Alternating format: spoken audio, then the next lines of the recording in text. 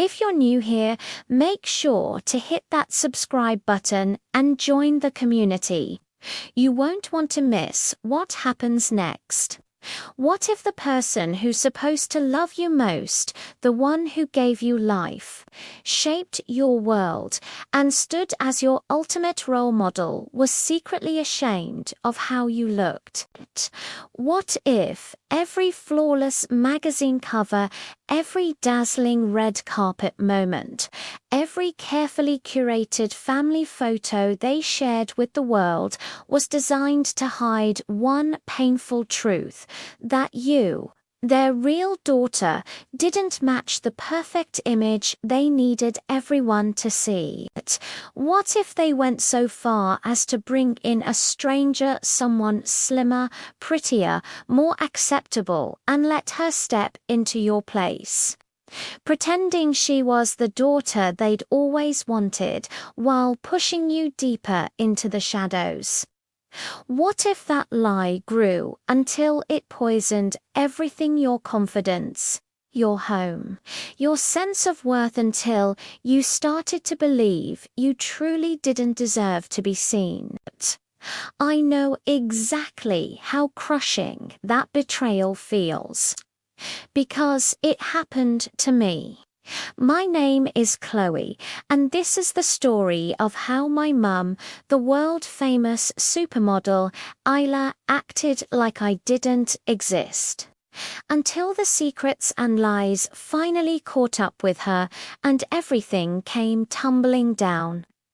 It's a story about beauty that runs deeper than skin, about the agony of feeling unlovable in your own family, and about finding the strength to reclaim your place when the people who should cherish you most try to erase you. They say you can tell a lot from someone's face.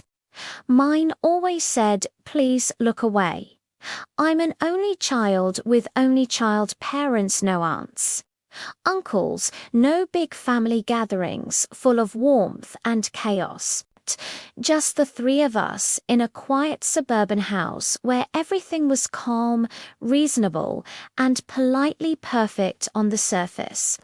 My life felt ordinary, boring. Even my face, I was sure, looked ordinary: two chubby cheeks, soft features.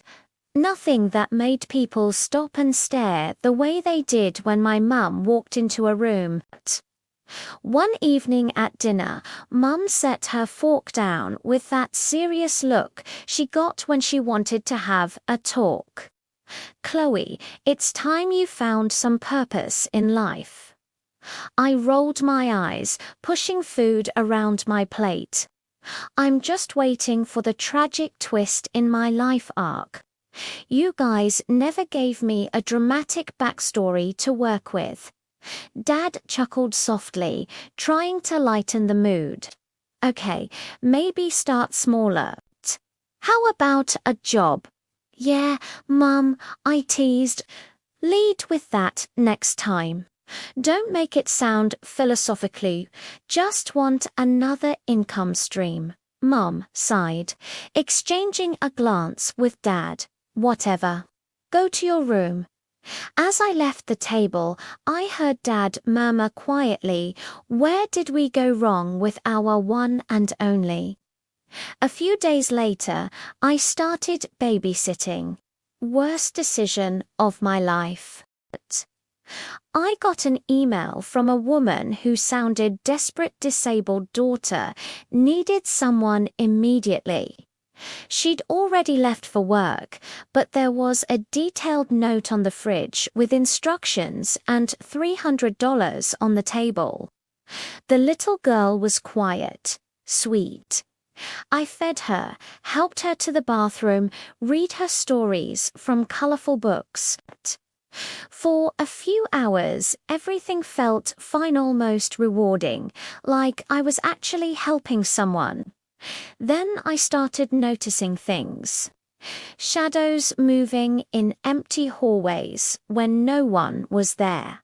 Footsteps echoing behind me when I knew I was alone.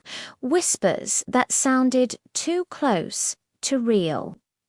Classic horror movie nonsense that made my skin crawl and my heart race. Long story short, she wasn't disabled. She was pretending for fun. People are weird.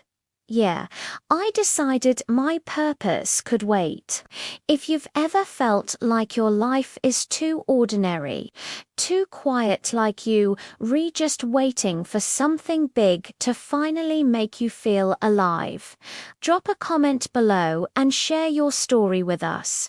You're not alone in that feeling. Maybe my purpose wasn't a job. Maybe it was love. I watched my classmates pair off cute relationships, inside jokes, hand-holding in hallways, stolen glances across classrooms. Everyone except me, my best friend Leia, though she genuinely loved boys. God created Adam and noticed he was bored, she'd say dramatically, flipping her hair. Imagine being in heaven and still feeling bored, so Eve was made to entertain him. Can't you see it?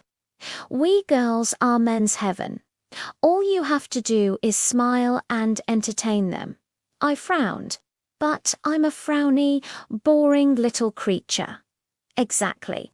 Smile so you attract good energy. And by that, I mean boys. I didn't know how. Whenever I saw a boy I liked, I'd frown, look down, and walk away fast, heart pounding, cheeks burning. I once tried with the new guy. He wore sunglasses indoors either. Thought he was famous or had an eye infection. Either way, I forced my biggest, brightest smile, trying to channel everything Leia said. He stared. Are you sneezing or threatening me with your face? I froze. People around us laughed, even me.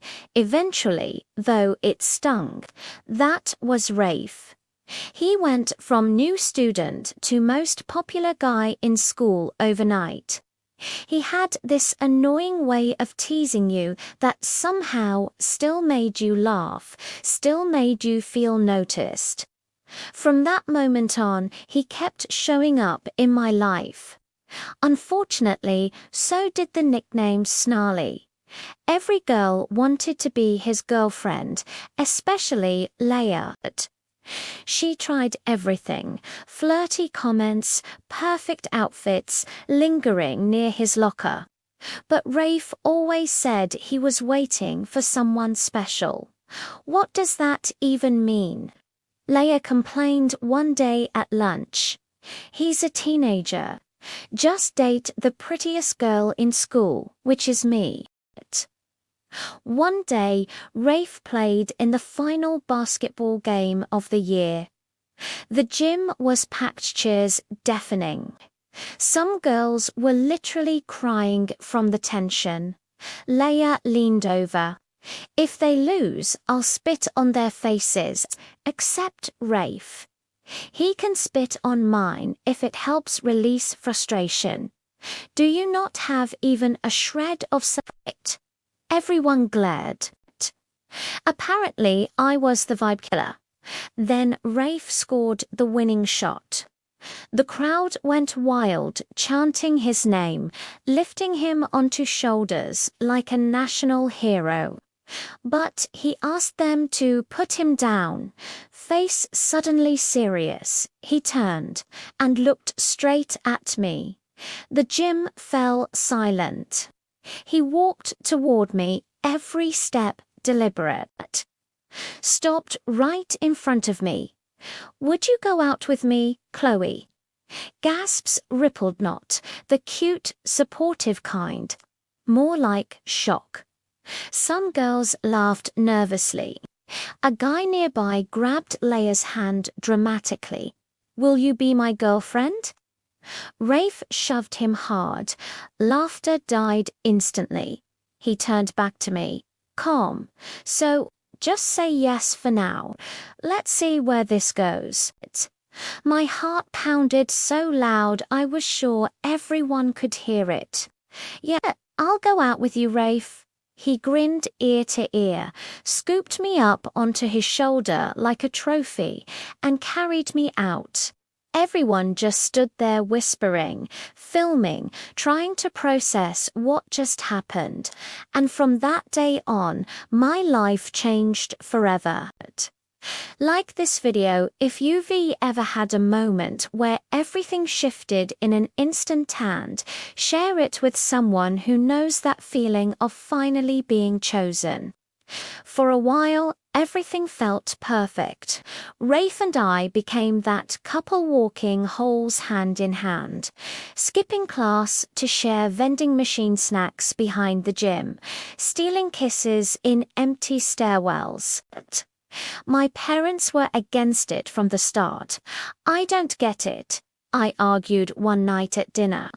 He's handsome, funny, successful on the team. Mum frowned.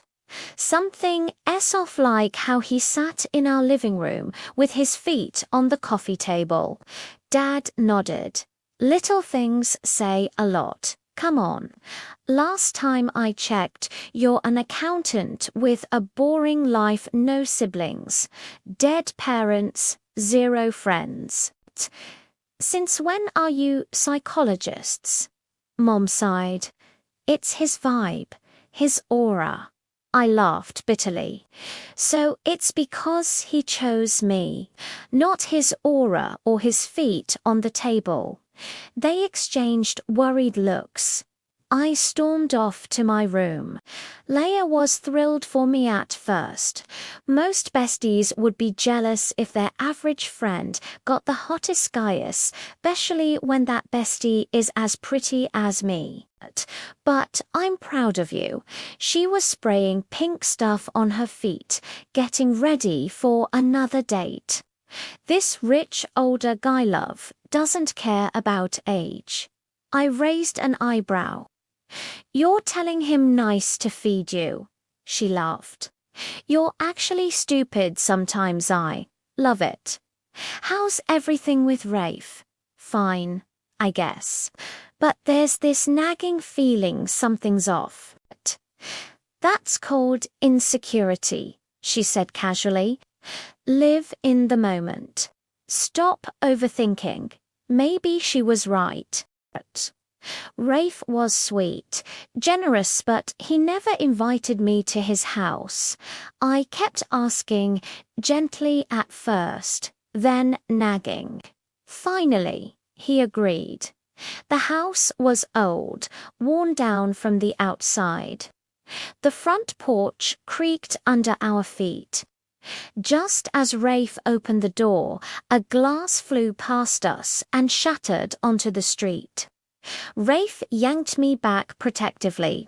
Inside, his parents were screaming at each other. Where did you put the money? You useless witch. I bought food with it. What? You want me to leave it so you can waste it on more cigarettes, you junkie? Rafe sighed heavily. Welcome to my house. The place was a mess, stark, musty, dishes piled high in the sink, clothes tossed over furniture like no one cared anymore. His mum looked pale and worn out, eyes tired from years of fighting. His dad looked like he hadn't showered in weeks, face twisted in anger. Mom, Dad, this is Chloe, my girlfriend. His dad sneered. Oh, so now it's Mom and Dad.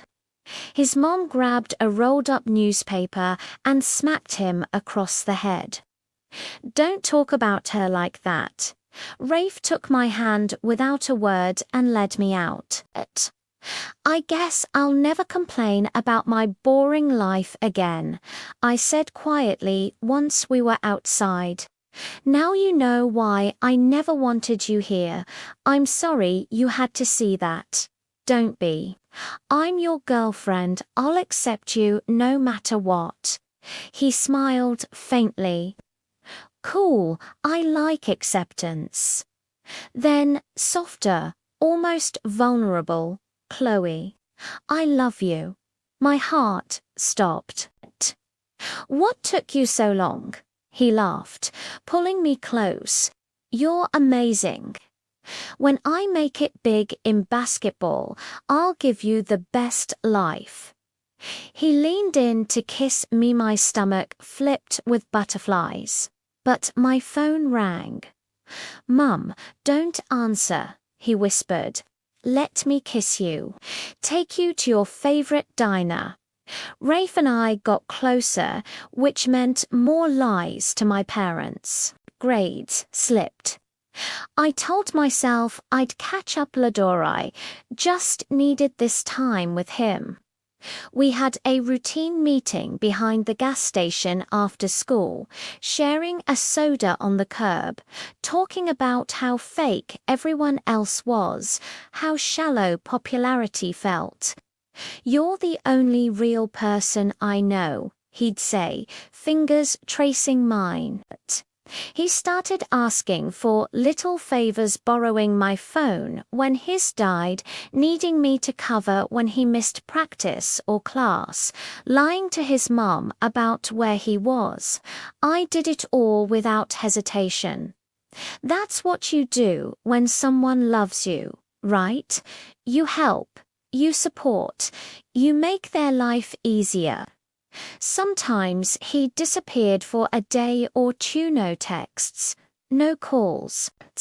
When he came back, he acted like nothing happened, and so did I, swallowing the worry. I stopped hanging out with Leia as much. You've been ditching me like you're in a full-time relationship with a ghost, she said one day at my locker. He's going through stuff, and you're the emotional support animal. You told me to live in the moment. The moment, not weeks, not months. Your parents call me constantly asking where you are. I lie and say you're studying. It sucks. I hate lying to them. Then don't lie. If covering for me is such a burden, maybe you weren't a good friend. She went quiet, hurt flashing in her eyes. Since when do you talk to me like that? Oh, since Rafe. Open your eyes, she said softly. Don't lose yourself. Oh, please, says the girl, dating a guy 5 years older just because he's rich. Want to talk about suspect? She went silent. I stormed off. Sats came. Leia scored high nursing school level. I got acceptable, but not enough for my dream program. Rafe overslept and missed them entirely. I can't believe Leia scored higher, I muttered one night. You should have studied more, Rafe said casually. We didn't need movies every single night. So now it's my fault. What's done is done. I'll get you pancakes. That always cheers you up. Where do you even get money for all this? I asked, half joking. He tensed. You think I can't survive without your charity? I didn't mean it like that. You were judging me, belittling me. I take care of you, spoil you. Isn't that enough? I'm sorry, you're right. Make it up to me. Come on a road trip. Got an RV from my uncle. We'll travel, see every state, just us. But college, my parents, what about them? Take online courses, finance or something. Good career. I told my parents I needed time to think about my future. They begged me to stay, voices cracking over the phone. I'd already decided. 2 weeks later, I was packing bags, climbing into the RV, ready for freedom. At least, that's what I thought it was. It was amazing at first places I'd only seen on TV. Nevada deserts under endless stars, Hollywood signs glowing at night, coastal cities with overpriced ice cream and salty ocean air. Strangers stared, sometimes whispered, like they couldn't believe a guy like Rafe would be with someone like me. Once a pretty girl asked for his number right in front of me. He smiled politely, shook his head. Already got the best girl in the world. She scoffed and walked off. He never saw me watching, but I smiled all day, heart full. I posted a photo of us eating instant noodles on the RV steps at sunset. Caption, love in the little things. Tons of likes, comments calling us goals. My parents called constantly, at first worried, pleading, then less. Eventually, I stopped answering altogether. Once in Wyoming, I woke up and Rafe was gone. Phone straight to voicemail. Evening came still nothing. Panic rising, I stepped outside and a police officer was walking up to knock. Miss Chloe, you're under arrest. She cuffed me before I could process. The RV is stolen. Owner reported it and says you were driving. I called my parents in tears. They were already on a flight. Then Rafe appeared outside the station. Where were you? I hit his chest, crying, your uncle reported it stolen. I talked to him, he's sorting it.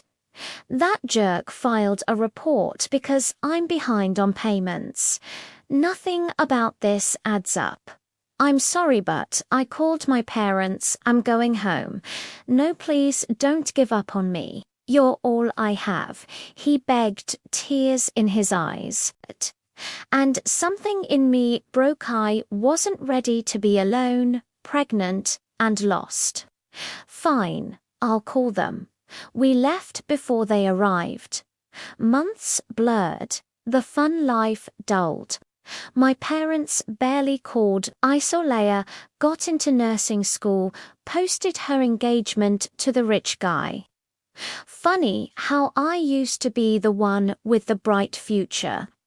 One night, dangerous-looking men showed up at the door, tattoos, threats. Rafe owed $250,000. I gagged. I'm pregnant, I blurted. Rafe's eyes lit up. He turned to them. Any baby discount. For days he was overly sweet, almost humiliatingly so. I felt sorry for him, abusive dad, broken home.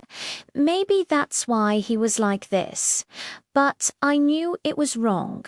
I messaged Leia secretly. We met halfway. She was cold. You want money now that I'm engaged to someone rich? I slapped her. She slapped back. We fought verbally, physically. She called me out completely. I realized I was hiding from being alone, from failing, from facing that maybe I wasn't as unlovable as I thought. I left while Rafe slept. Leia picked me up without questions. The drive home was silent. Mum opened the door, saw my face, my belly, and pulled me into the tightest hug. Dad draped my old blanket over my shoulders. No anger, just relief. I enrolled in online classes. Nothing grand, just steady. Then the baby came. Long, painful night.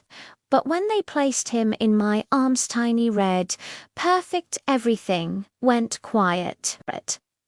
I looked at him and promised, I'm going to give you the life I never had. Love you won't have to earn. Rafe got arrested, later attempted robbery to pay debts. I felt relieved. Some people can't be saved. Mum held my hand through everything. Dad brought soup. Leia sent a simple message. I'm proud of you, idiot. For the first time in years, I wasn't running. I was home.